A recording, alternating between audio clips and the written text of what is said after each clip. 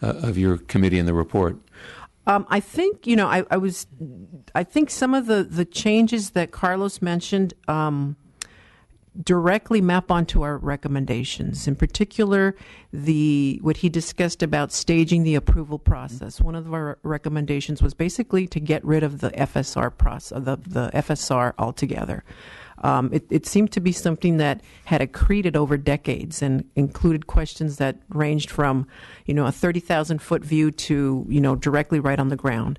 And we recommended eliminating that and creating a more iterative and staged process for approval that focused initially on establishing a strong business case. I heard that in his comments right now and the changes that he's put in place.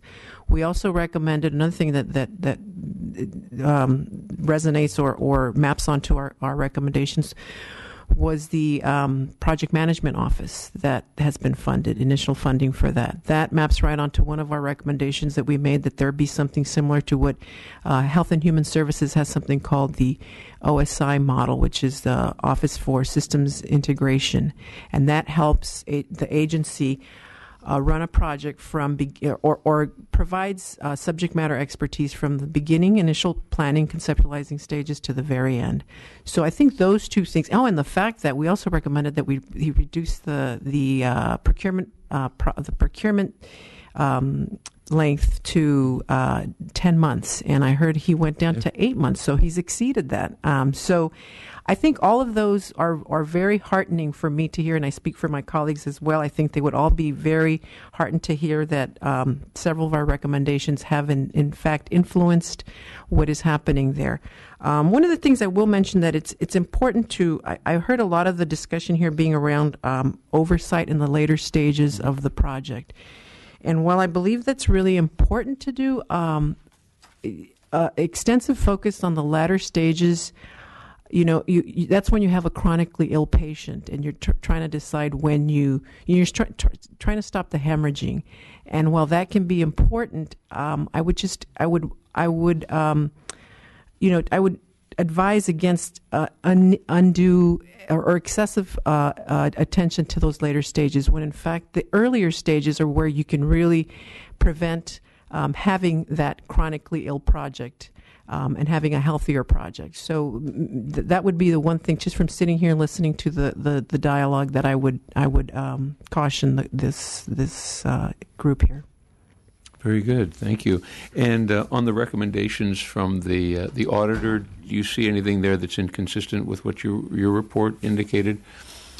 Again, I looked at them briefly, they look fine. And they look, they look very good, because it looks like they're working. The recommendations that you made are being followed, and we're moving in the right direction there. I agree. I agree. It was very, like I said, we're very excited to hear that this report didn't just sit up on a shelf somewhere. Yeah. That's good. That's unusual, but it's nice to hear that it didn't. So many of them do, and they offer such good advice. So thank you very much, Doctor. Really appreciate your comments in the direction that we're going. So thank you. We'll move now to the next panel. If we, Carol, if you could come forward, and perhaps we have Mr. Castro and Martin McGartland and Dr. Unell. Please. Good morning. Good morning. It is still morning. Very good. So please make yourself comfortable, and we'll have a little of the hearing, and we'll move forward, and then we'll see if there are any questions that come up, or perhaps we can even ask each other questions. So that'd be great. Ms. Hinton, thank you very much. Thank you, Senator Hill. Thanks for being here, Carol. Thank you. I'm very pleased to provide some testimony here today on behalf of the IT Alliance for Public Sector, better known as ITAPS. Our central focus of ITAPS is to advocate for improved procurement policies and practices. I want to make some general observations on the problems related to IT acquisition here in California, and then I'm going to offer a set of recommendations on how the state can bolster its track record of IT project implementation in the future. Thank you. Let me start making 5 brief points. The pace of change of technology is getting faster, not slower. The state's technology is old and outdated. Much of it needs to be replaced or modernized. The longer we wait for, the more costly, complex, and difficult it will be to modernize. The state cannot get there alone. There needs to be strong partnership between state employees, vendors, and the legislature with a shared goal of ensuring improved outcomes. To get there, we need to simplify the processes at every level. For starters, let's not overlook the fact that there are a long list of successful IT projects, but often they get very little attention. And I want to just mention one recent IT project that by any measure was widely successful. Last July, the Franchise Tax Board announced an important achievement, the recovery of an additional $1 billion in state tax revenue resulting from its massive tax system modernization project, which is known as the Enterprise Data to Revenue System. During the 66 months of the project, this project is projected to raise more than $4.7 billion and an added $1 billion per year after. This first billion-dollar milestone came almost 10 months ahead of the projected schedule. By working with its IT vendor partner to automate manual processes and add modernized payment services to enhance data consistency and consolidation, California can now invest in additional services to improve constituent lives. This FTB project is just one example, and as Director Ramos mentioned here this morning, there is a long list of other successful projects, but which don't get too much note. As we've heard today, there are numerous reasons why large IT projects encounter difficulties. I want to comment on several of them. But before I do, ITAPS wants to commend the state officials at Caltech for their concerted efforts to improve procurement rules and processes and providing guidance, mentoring, and consultation to the departments. The department, Caltech, has instituted a STAR system. It's called the State Technology Approval Reform Project. It's intended to transform IT project approval process, and it is expected to soon demonstrate good results. In addition to STAR, Caltech is working on a vendor performance scorecard that will rate how well a vendor performs against a contract. This happens to be the subject of a bill by Assemblymember Burke, AB 522. From our perspective, the success of an IT project is rooted in the initial planning stages and successful partnership and management of the risk of the projects. Vendor performance evaluation may lend itself to review of the contract, but generally it does not represent a holistic view of a project's success or challenges, and it may or may not be an indication of future contract performance. Rather, the success of any IT contract depends on the agency clearly defining the business problem and to be solved, and the outcome it seeks to achieve while avoiding overly prescriptive requirements coupled with strong government executive engagement with leading technology companies to discuss alternatives and solutions. This approach permits the vendors to solve the problem rather than deliver a predetermined solution, thus increasing the opportunity for innovative solution from the bidders. With this in mind, California seeks to enhance the way it currently evaluates the performance of its vendors, and we recommend that this fair 360-degree performance review be implemented. We urge the legislature to consider directing state agencies to engage in business planning to determine performance needs and outcomes and clearly identify the attributes of successful performance of a responsible and IT contractor. Because timing is critical in the process, we ask that the pending legislation clearly require the performance attributes be identified and announced early in the bidding process. Furthermore, we recommend that any vendor scorecard system also includes a review of the state agency's activities to determine if the agency contributed to non-performance, cost overruns, or delayed project implementation. For example, if the agency changed the requirements or performance expectations after the contract had begun, that would most likely contribute to cost overruns and project delays. These actions would take control of the success of the project out of the hands of the vendor and therefore should be appropriately attributed to the actions of the agency. It's interesting, just this past week, OMB, the federal OMB, adopted something called Acquisition 360, which is designed to improve communications between government and industry on the performance of contracts, including during the pre-award phase. So the state of California may want to look at this new OMB initiative. So what are some of the challenges from the perspective of the vendor community?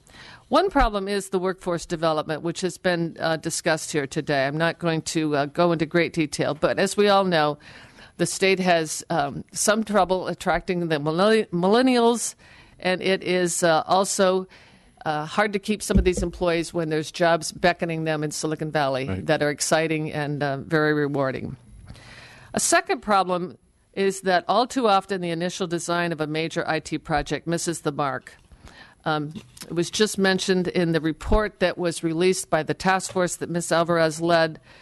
There's a recommendation that the feasibility study reports, better known as FSRs, are flawed and they need to be rethought.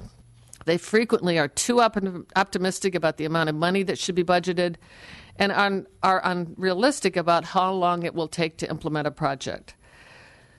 So unfortunately, when a project gets over budget, it is labeled a troubled or failure just because it costs more than was initially budgeted, but that initial budget and time frame was vastly flawed because it was based on a small amount of information. Yes, Mr. Ramos mentioned that. Yes, that he is did. A problem. So we think we should examine this. I also want to mention that the legislature may want to consider revisiting a statute that was adopted over a decade ago. It was a requirement that it prohibit follow-on contracts so that you couldn't design and outline the project and then conduct the work and be hired and, through a successful project bid RFP to be hired to do the work. There are many who believe that this contracting prohibition has at times prevented the state from receiving best value and reducing its risk. Let me briefly touch on a few other problems. As I mentioned, business and technical requirements often do not meet the business needs by the time the project has begun. We hinted about that this morning. All too often, the requirements do not take advantage of current technology innovation and improvements. Instead, they seek to shoehorn in outdated business processes in a prescriptive fashion. Secondly, vendors are sometimes known to cut corners in their bids because of undue weight placed on low-cost solutions. There's an important trade-off between best value and low cost, and the legislature should be mindful of this trade-off and seek to avoid the negatives that can come from that. Budget estimates are made too early before the requirements are fully understood. I just spoke about this. And we need to look at how they can, when a metric is adjusted upwards, the project is sometimes labeled as a failure. And this false labeling needs to stop. The next is a lack of an engaged, consistent, and sustained executive sponsorship. Due to resource constraints, sometimes the state team is often unable to dedicate sufficient staff on a full-time basis to a project. And finally, agencies should be afforded a greater degree of flexibility during contract performance to permit the state and the vendor to work together and stay the course. Just because they often try to stay the course because that's what's in the contract. If the example is that there's a requirement that can't be met, there should be a way to revisit the design requirements, adjust them at key points in the project life cycle to evolve the expectations and the outcomes. But let me now finish by just mentioning a set of recommendations. The challenges are well known, but I think there are a few points that we would like to suggest. My organization, ITAPS, issued an innovation strategy white paper in January, and we sent it to all 50 governors. And I will provide a copy of that too as part of my written testimony. Great. That would be wonderful, and we'll make sure that gets to the right place. Number one, ensure that large IT projects proceed only when there's adequate executive and legislative sponsorship. California needs to view its IT projects, often it views its IT projects as a cost center and not a strategic means to improving the state's competitive stance in the global economy. If the desire is to ensure success with the state's use of technology, the state needs to view, budget, and manage the environment with the same level of strategic focus as it does on other critical infrastructure such as water and roads. Secondly, embrace a culture of innovation and invest in new technologies. I mean, you spoke about Silicon Valley here today, Senator Hill, and we all know that there is so much that we have right here that's being developed in this state. The state should look at some of these new technology solutions, including cloud computing and mobile applications, to transform the state enterprise systems, drive efficiency, reduce costs, and automate and modernize constituent services and government operations. Third, we need to build smarter IT procurement. We need to modernize the terms and conditions in state contracts in order to permit acquisition and deployment of innovative solutions. The state will benefit by embracing contract terms that protect corporate intellectual property, include fair indemnification provisions, and set reasonable limits on liability. Fourth, there should be a clear partnership with the private sector. We recommend that the state consider establishing a collaborative advisory partnership with senior IT executives, which could serve as a sounding board for problem solvings for the myriad of state technology challenges, such as cybersecurity threats and emerging technologies. And then lastly, grant broad authority to the state's CIO, the Chief Information Officer. Every state needs to empower its state CIO with broad authority over all state agencies' IT investment, procurement, and management strategies. And while the existing authority for California State CIO is probably sufficient, I mention this today because it is just imperative that any state CIO be given broad authority. I want to conclude my testimony with this closing thought. More bureaucracy will only serve to complicate the current process. More rules will likely add to delays and will make it more costly, risky, and challenging to drive to successful outcomes. The goal should be to streamline the process in order to reduce cost and deliver better results. Thank you. Thank you, Ms. Hinton. And appreciate the comments and the direction, and certainly you indicated a number of the same issues that Mr. Ramos raised and also the state auditor raised in her report. Do you feel that the alliance or those IT companies that have been a large part of the solutions to California as well as a large part of the problems to California in terms of IT solutions or the challenges, do you feel that there are areas where they need improvement or should change the manner in which they do business with the state or with government to improve the system? Certainly that is always the case. No one is suggesting that the blame is not residing on both sides of the equation. I think, though, that the point I'm trying to make is that a lot of the rules that the state, any state, not just California, put into place need to enhance the environment for better contracting and better project planning. But yes, I think that it's well known that we're talking about more training is necessary, and I think the vendor community is very supportive of wanting to work with the state in a collaborative fashion to be to help drive success in this process. Okay, great. Thank you, Ms. Hinton. Appreciate it. Good to see you, Carol. We'll move now to Mr. Castro. Thank you very much, and you're local too. That's yes, sir. Nice.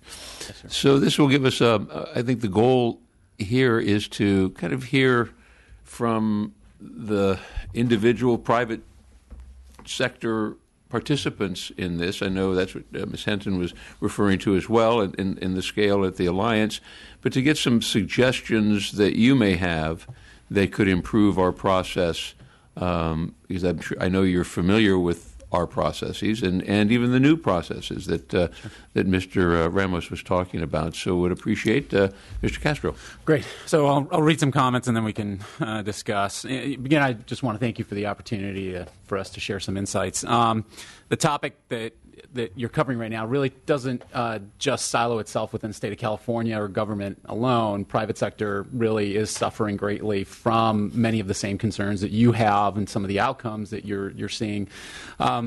The thing that I also want to be able to provide a little bit is a brief description about our company, just to kind of give you some baseline. We specialize in project readiness and system modernization. And we work in banking, insurance, finance, and we've worked with the governments in the states of Pennsylvania, Texas, and in California alone, we've delivered over 100 successful projects ourselves. So, we want to just really reinforce the fact that we're really deeply grateful for the opportunity to serve the state.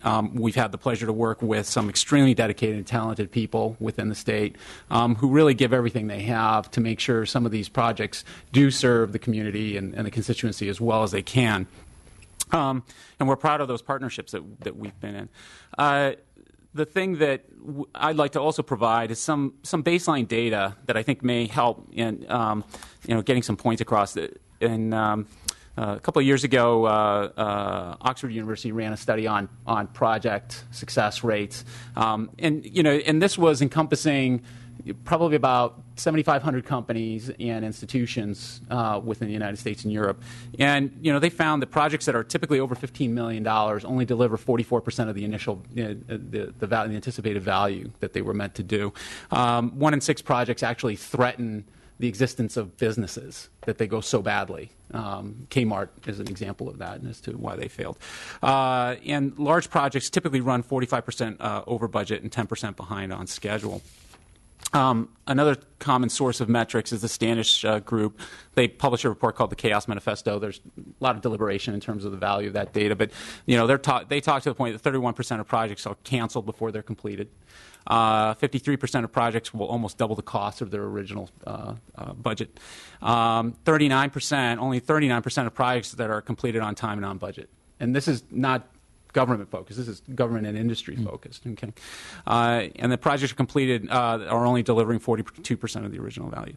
And if you start to take a look at those metrics, those documented metrics, in the sense that California doesn't stand alone, the state is wrestling with a lot of the same issues that private sector is wrestling with globally. As well as other states are wrestling with globally. And so where we've been active is in delivering a lot of very successful projects. We've been able to catalog what really helps in that context. So what we'd like to do is just offer a couple of recommendations that may be pointed. The first one is that, and we're really going to direct this, that a lot of this has to be very legislatively driven and driven from the governor's office, right? This is stuff that you have people in state service who are running to the beat that the legislature and the governor's office are setting, right? And they're doing everything they can to meet those needs from those leadership roles. And so in order for some of these recommendations, as well the other recommendations that have been put on the table, we see it as critical because we see this in private sector being critical in leadership and the CXO level, but in other states like Texas and Florida and Pennsylvania are driving it as a top-down initiative and giving the departments and the state CIO the authority and the permission to be successful rather than boxing them in and saying, we want you to do better, faster, cheaper, but we're not going to allow you to change any of the ground rules, although the industry is shifting. Okay? And so we just want to kind of lay that out as a consideration for you. The first one would be to institutionalize a metric-based tool and method to measure the project readiness. That's something that we have initiated with many, many clients, especially in the private sector, especially on a case-by-case basis, really equal to a credit score, right? So if you go to get a loan, you have your application, which is your business case, and a lot of the processes that are commonly used today, and then they give you a metric as to your ability to repay that loan. And I think that we've experienced that in seeing that when institutions are ready, truly measured on readiness, as a metric, as a number that can really quantify their ability to actually deliver on that idea, that is a massive milestone that can head off probably 75% of the issues that you're seeing in practice today are really struggling with.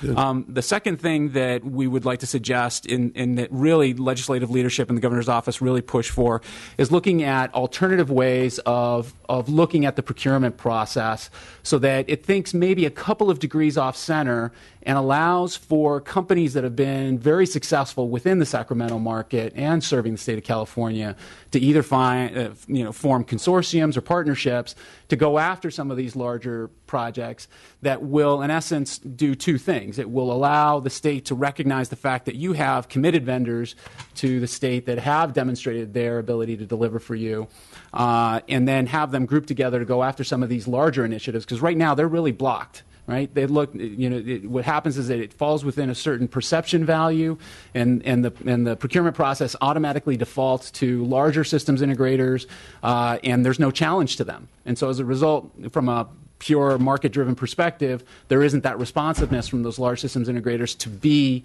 effective in what they do, because it's a closed loop of bodies that can provide those services. So regardless of their performance, there's a small body of entities that can supply that service. And by opening it up, you're going to benefit in two ways. You're going to have companies that have demonstrated their ability to succeed for you, and they're going to continue to do that. And you're going to really level set for the fact that anybody who is going to be a vendor to the state of California is going to have a performance requirement that says, look, just because you're a large SI doesn't mean that you just simply get to have all this type of work blocked out for you. You've got to compete against the other vendors that are in market. And if you're good enough, and if you're going to produce that value, you're going to bring those A and B teams to the table and really demonstrate that you've got the resources to do it, then you can still compete in that context. But that's going to require the permission coming out of this institution and the governor's office to the leadership within the state to say, yeah, we're not going to chastise you for not going after the nobody ever gets fired because you hired fill in the blank, right? That's the old school thinking. That's the old way of doing things. And right now, these folks in state service are doing everything they can to work to the beat that the legislature and the governor's office has set in doing some of this work. So into the area of project readiness, our experience really, again, demonstrates the fact that when you measure the ability of an institution's capability to deliver on a specific initiative, those factors, those measurements really take a look at the nuances that are really critical to project delivery. And more often than not, what we find is that operational enhancements and operational maturity is being embedded into an IT project for improvement. And so as a result, the IT project itself takes on the weight of fixing the operational needs of that operating entity. And so it suddenly takes on a scope that is not defined within the context of delivering a project. It's treated as of course you're going to re-engineer processes. How else are you going to get the technology in? Well, that type of assumptive work begins to add a significant amount of scope creep into a project. But more importantly, what's not really weighed on the front end in terms of your readiness assessment is, are these entities or these groups that are stakeholders in a project really able and capable of meeting the need or the expectation of that project, and what we call more organizational adaptability. There is a vision that a leader may put out, but the organization can only adapt to 20, 30, 40, 50% of that vision, maybe not the whole vision. So suddenly you have dollars that are being spent that they're going to be underutilized. You're going to have things where that downstream type of change that's going to happen to the enterprise is now affecting the front end of that project, so now the whole thing isn't going to work well. And so as a result, a lot of that type of lack of readiness understanding and truly the alignment of execution begins to erode at the scope and the skill sets and builds the frustration within the teams that are on site. And so as a result, to Senator Berryhill's comments, that you've got people who are just attritioning off projects because of the frustration levels, right? Readiness allows the assessment, the metric measurement, that credit score on the front end to say, yeah, this is an institution that can actually deliver on this specific idea, right? Because just because an idea is good doesn't mean that you are actually able to execute it, right? Colonizing Mars is a great idea. I'm not sure we can do that, right? So the ability to have that metric then disseminates a lot of information into the institution as well as the governing bodies, but it also diffuses the whole evaluation process. So it's not as contentious to say, hey, business group A, you need to make some improvements or you need to do some operational shoring to be able to be ready for this initiative. You're not ready right now. And if we went forward, you're going to hit a milestone in that project that regardless of what happens and how good your execution team is, you're going to hit that wall. And there's no way under, over, or through. You're going to hit the wall. So rather than execute early, get the alignment of the operational units so that they're ready to execute, then engage that process. And what you're going to find is that process of execution is actually going to be much shorter and much more disciplined and much more actualized. Right? Yeah. And so the exposure time is lower. So you're not out there having to do change orders and you're not having this project fatigue going on because you've aligned a lot of that operational capability.